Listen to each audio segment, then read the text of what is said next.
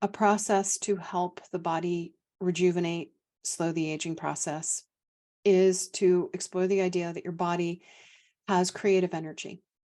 And that creative energy is part of the sexual energy, it's part of the healing energy, it's part of the psychic energy. And when we help our body, coach our body, train our body trains itself to hold our creative energy on ourselves, on itself, and use that creative energy to keep its fields clean, strong, balanced, and aligned. And so, how do you hold the creative energy on you and use that creative energy to rejuvenate, to support, to strengthen, to stay energetically, vibrationally clean, strong boundaries? You begin the practice of conscious, mindful awareness of, are we attached to anyone or anything being a certain way, doing a certain thing? Are we using our control external? Or are we only attached and controlling our own vibrational reality?